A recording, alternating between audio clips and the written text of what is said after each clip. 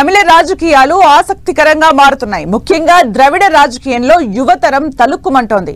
సంప్రదాయ ద్రవిడ పార్టీలు డిఎంకే, అన్నా డిఎంకేలకు పోటీగా సినీ నటుడు దళపతి విజయ్ కొత్త పార్టీ ప్రారంభించగా ఆయన నుంచి ఎదురయ్యే సవాళ్లను అధిగమించేందుకు డిఎంకే మాస్టర్ ప్లాన్ వేస్తోంది.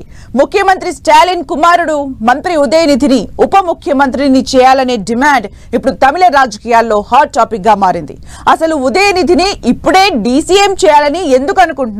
Watch the story.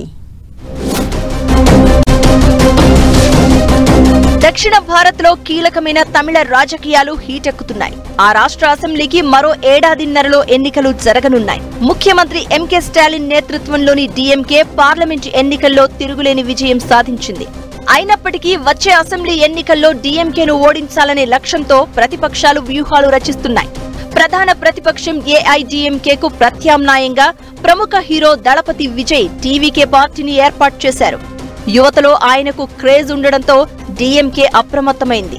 మంత్రి, యువనేత, సీఎం స్టాలిన్ వారసుడు ఉదయనిధి స్టాలిన్ ను డిప్యూటీ సీఎంగా చేసి విజయ్ కు చెక్ చెప్పాలని భావిస్తోంది. మంత్రి ఉదయనిధి కూడా కొన్ని సినిమాల్లో నటించారు.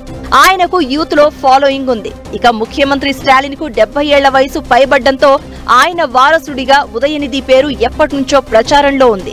అయితే డిఎంకేలో చాలా మంది సీనియర్లు ఉండడంతో ఉదయనిధిని డిప్యూటీ సీఎం చేస్తే ఎక్కడ పార్టీలో వ్యతిరేకత వస్తుందోనని ఇన్నాళ్లు ఎదురు చూశారు. ఇదే సమయంలో జిల్లా స్థాయిలో ఉదయనిధి నాయకత్వం కోరుకుంటూ తీర్మానాలు చేయించారు.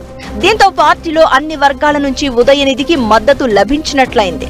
దీంతో డిఎంకే భావనేతగా ఉదయనిధి స్టాలిన్ ను ప్రమోట్ చేస్తూ ముందుగా డిప్యూటీ సీఎం చేస్తారంటున్నారు. ఆగస్టులోనే ఈ తతంగం పూర్తి చేయాల్సి ఉన్నా ఎందుకో ఆలస్యమైంది.